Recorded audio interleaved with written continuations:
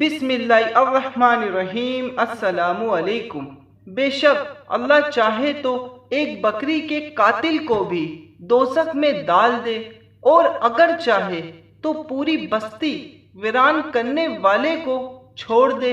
ایسے ہی ایک بار حضرت ابو سعید خضری رضی اللہ تعالی عنہ سے مروی ہے، انہوں نے فرمایا، کیا میں تم کو ایک حدیث نہ سناؤں جو میں نے رسول اللہ صلی اللہ علیہ وآلہ وسلم کے دہن مبارک سے سنی، اور اسے میں نے خود اپنے کانوں سے سنا اور میرے دل نے اسے یاد رکھا۔ نبی صلی اللہ علیہ وآلہ وسلم نے فرمایا، ایک بندے نے 99 انسان قتل کیے، آخر اسے توبہ کا خیال آ گیا، چنانچہ اس نے دنیا کے سب سے بڑے عالم کے بارے میں دریافت کیا تو اسے ایک آدمی کا پتہ دیا گیا۔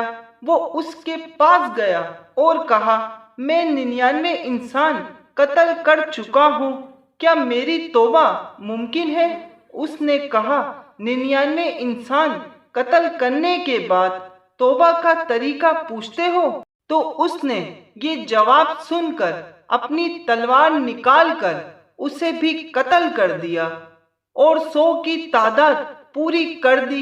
اس کے بعد پھر توبہ کی خواہش پیدا ہوئی۔ اچھا، یہاں پر ایک بات آپ کو کہتا چلوں، آپ سب جانتے ہوں گے توبہ کی توفیق اور ہدایت بھی اللہ تعالیٰ ہی دیتے ہیں، اور جن لوگوں کو اللہ تعالیٰ ہدایت نہیں فرماتے تو آپ نے دیکھا ہوگا کہ وہ مٹی میں تو مل جاتے ہیں لیکن ان کی گردن کے سریے نہیں نکلتے۔ لیکن اس شخص کا کیا بنا؟ آگے حدیث پڑھتے ہیں، تو پھر اس شخص نے دنیا کے سب سے بڑے عالم کے بارے میں پھر دریافت کیا، اسے ایک آدمی کا پتہ دیا گیا، چنانچہ وہ اس کے پاس گیا اور کہا، میں نے 100 افراد قتل کیے ہیں، تو کیا میری توبہ ممکن ہے؟ اس نے کہا، تیرا بھلا ہو، تیرے اور توبہ کے درمیان کون رکاوٹ بن سکتا ہے؟ تو جس گندی بستی میں رہائش پذیر ہے اسے چھوڑ کر نیک لوگوں کی فلاں بستی میں چلا جا اور وہاں اپنے رب کی عبادت کر اور توبہ کر اپنے رب سے۔ وہ نیک لوگوں کی بستی میں جانے کے ارادے سے اپنی بستی سے نکل کھڑا ہوا، راستے میں اسے موت آ گئی، پھر اس کے بارے میں رحمت کے فرشتے اور غضب کے فرشتوں میں اختلاف ہو گیا۔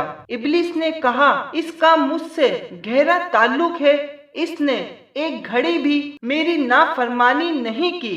رحمت کے فرشتوں نے کہا، یہ تائب ہو کر گھر سے نکلا ہے۔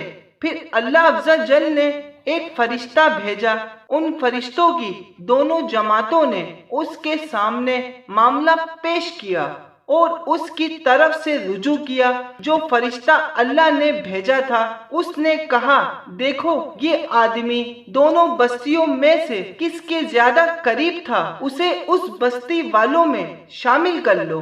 حضرت امام حسین بصری نے فرمایا، جب اسے موت آئی تھی تو وہ مرتے مرتے بھی گھس کر نیک لوگوں کی بستی سے قریب ہوا اور برے لوگوں کی بستی سے دور ہوا، چنانچہ فرشتوں نے اسے نیک بستی والوں میں شامل کر دیا۔ جزاک اللہ۔ حدیث مبارک سمجھ آنے کی صورت میں ایک لائک ضرور کر دیے گا۔ اللہ حافظ۔